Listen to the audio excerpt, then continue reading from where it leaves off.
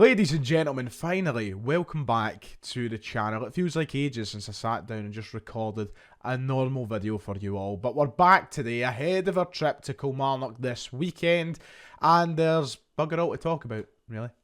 We await Ange Postecoglou's press conference later on today. But we're going to talk about some things anyway. Is there a change coming to the Celtic shirt soon? Let's talk about that.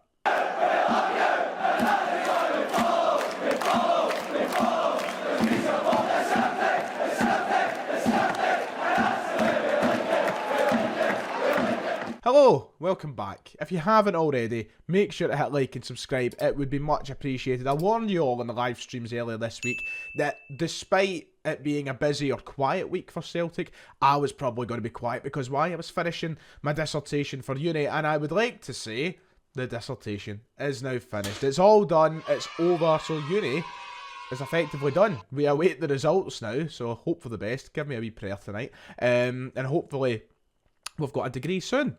But it's done, and the busy week is over. I am now stress-free, you could say.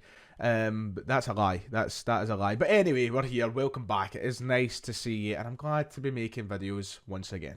Well, I've been away. It has been quiet. There's not been too much to talk about. It's been a very sort of empty week in the newscape of things. Nothing really breaking. Nothing big on Celtic. There's not really been much, and that is just that point in the season. I've been saying that a lot recently, just sort of trundling on towards the end of the campaign, and we know what needs to be done, so there's not too much that can happen to change things drastically from here until the final ball being kicked. But we do have a game this weekend, we'll talk about that. But one thing that we have to talk about today is gambling sponsorships, because very soon they're not going to be a thing in the English Premier League. So how long until it affects Celtic? So Premier League clubs have agreed to withdraw gambling sponsorships from the front of shirts starting from 2026-27. It comes after years of criticism towards gambling sponsors being a thing in the English Premier League, and they have now become the first division in, Scottish, English, Welsh, British football to remove it from the front of shirts. That will kick in a few years' time, allowing some time for the current sponsorship deals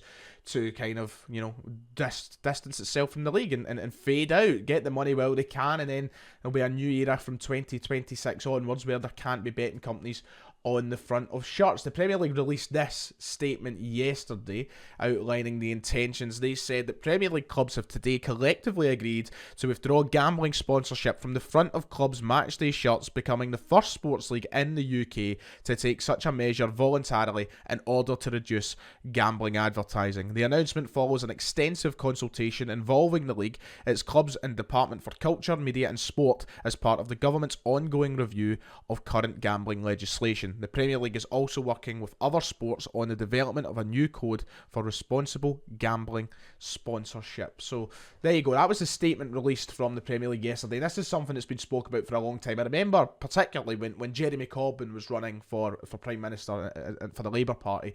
He was very vocal on wanting to ban gambling sponsorships, and it's something that has just become more prevalent in discussion over the past few years, and rightfully so. I think that this is nothing but a positive. I don't think you can look at it in any other way. It's something that I'm glad is happening. It's something that I hope will come on to Celtic in a moment. We'll follow in Scotland, but it's a good first step, to see the biggest league in, let's be real, the biggest league in world football. As much as we might like to give it tight to the English, it is the biggest league in the world. For them to kind of lead the way now and start this discussion and now actually take action is great, because someone had to do it first, and to kind of lead by example, being the biggest league, I'm hoping it has a sort of knock-on effect. Obviously this is very political as well. There's a lot that comes into it: politics, finances. It's not just so easy to kind of pull sponsorship away when there's contracts and laws in place to kind of stop these things. So it'll be interesting to see when it does follow, because the Premier League have voluntarily stepped up to do this, but as they mentioned in the statement, they are in talks with, the Department of Culture and Sport and Culture to try and lead more conversation. So I wonder when it's going to get to the point where maybe it becomes a government issue to say, right, okay, it's going to be banned for every football team on the front of shirts. It's going to be Scotland, England, Wales, Northern Ireland. It's going to be all these places. Because as we know, in Europe, that's already a thing. We go to many countries in the Champions League or Europa League, and we can't wear Daffabet on our shirt. We need to wear the Celtic Foundation sponsor because gambling advertisement is banned. So I'm glad that we're finally, getting into place with that in society. I think that gambling causes, there's nothing wrong with gambling. I love a coupon. Every couple of weeks I'll put a coupon. I'm not a big gambler. I'll put a coupon every week, every couple of weeks maybe. But there is a significant gambling problem in the United Kingdom. People really struggle with it, and it's nothing to be taken lightly. It's just as serious as alcohol or drug addiction, and football clubs need to lead the way in trying to take that away. Need to try and take away the advertisement that's constantly in our faces. We get it in competition names. That used to be the Ladbrokes Premiership. It used to be the William House. Is it still the William House Scottish Cup? It used to be the Betfred Cup. All of them were gambling companies. Shirt sponsors round the stadium. Gambling stadium names. The Bet365 Arena in Stoke comes to mind. It's always been right in your face in this country, and that's part of the problem. The Premier League statement also said it will take time till 2026 to assist clubs with their transition away from shirt-front gambling sponsorship. The collective agreement will begin at the end of the 25-26 season. Now, obviously, that makes sense because it's not one of those things you can just step into a football club and say. Just take Celtic, for example. Imagine if the government did step in and go, you have to cut that partnership, and Celtic lost millions of pounds. It's not as simple as that. So it is being transitioned in. You'll see it kind of fade away over time. Keep in mind, it's only for the front of shirt sponsorship at this moment in time. So shirt sleeves, back of shirt, stadium, advertisement, all of that still in place at the moment. But this is a really effective first step. So what's going to happen with Celtic then? Is Daffabet's days numbered on the Celtic shirt? Now let's talk about it aesthetically for a moment. A little less serious in the matter, but let's talk about it aesthetically. Nobody likes the Daffabet sponsor. Everybody hates it. It's one of the worst sponsors we've had. Everybody's desperate to get away with it. But I've got some bad news for you, because the Daffabet sponsorship, the deal with them is set to run up at the end of the 2024-2025 campaign. So we've actually still got a couple of years with Daffabet left on the shirt, which says to me that, once again, if Scotland or the Scottish Premiership was to join in on this change, they're probably going to have to take a few years to ease transition as well.